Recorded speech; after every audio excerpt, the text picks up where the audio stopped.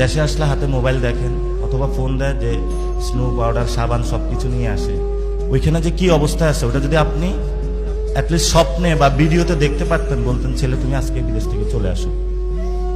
খুবই দুঃখ কষ্ট, যেটা কোনো বর্ণনার করার মতন নয়।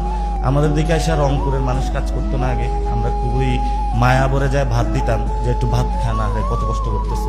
এর চেয়ে বেশি কষ্ট করে, এটা বোঝানো সম্ভব না। থাকার জায়গা নাই, ওয়াশরুমের সামনে ঘুমায়া থাকে, রাস্তার মধ্যে পড়ে থাকে, এবং এখানে রাস্তার মধ্যে পড়ে থাকা সম্ভব না, পুলিশ এসে হলো জেলে নিয়ে যায়।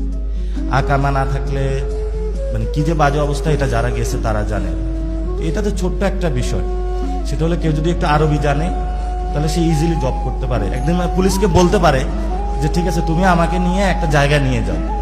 তো এক লোকের সাথে আমাদের ওই যে এদিকে নারানা কোন জায়গা আছে, এক লোকের সাথে দেখা হয়েছে, তারে হলো নিয়ে মরুভূমির মাঝখানে ছেড়ে দিচ্ছে দালালরা। সে 6 মাস লাগছে শহরে আসতে, মানে একটু কাজ করে একটু টাকা দেয়, আস্তে আস্তে শহরে আসছে। আসার পরে সে এখন কত 20-30 হাজার টাকার মতন পায়, এবং সে অনেক দুঃখ কষ্টে হলো ওই যে ওইখানে যে তায়েফ, যেখানে তায়েফের যুদ্ধ হয়েছিল ওইখানে গেছে এগুলো পরিষ্কার করে আর জায়গাটা।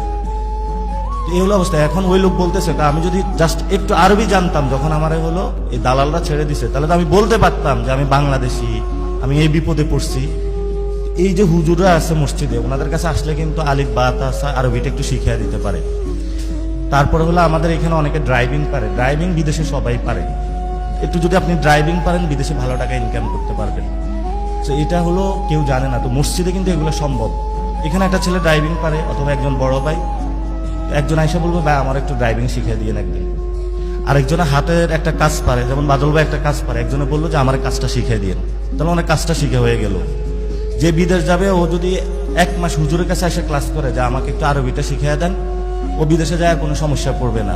20,000 টাকার বেতন হলে 40,000 টাকা ইনকাম করতে পারবে। এটা যারা বিদেশ গেছে সবাইকে জিজ্ঞেস করে নেয়। এখন তো আমাদের বিদেশের সম্পদ আছে, আর অনেকে গার্মেন্টসে কাজ করে। যারা গার্মেন্টসে কাজ করে ওরা জানে কিভাবে কত কষ্ট করতে হয়। সারা রাত আপনি জাগনা থাকেন বা না থাকেন, দিনে কিন্তু আপনার ডিউটি করতে হবে, অনেক কষ্ট কাজ করা। এখন এলাকায় আসলে হয়তো ঈদের সময় দেখেন যে ছেলে ইনকাম করে পাঠাইছে, কিন্তু বিদেশে দেশে ইনকাম করাটা অনেক কষ্ট, যেটা হলো আমাদের সিনিয়র সিটিজেনরা এখন বুঝে না যে আমাদের জীবনে এত কষ্ট, যে আমাদের জীবন এই কষ্টটা হয় আমাদের এই সামাজিকভাবে নিরাপত্তা না থাকার কারণে, অর্থাৎ একজন একজনকে শিক্ষিত না করার কারণে।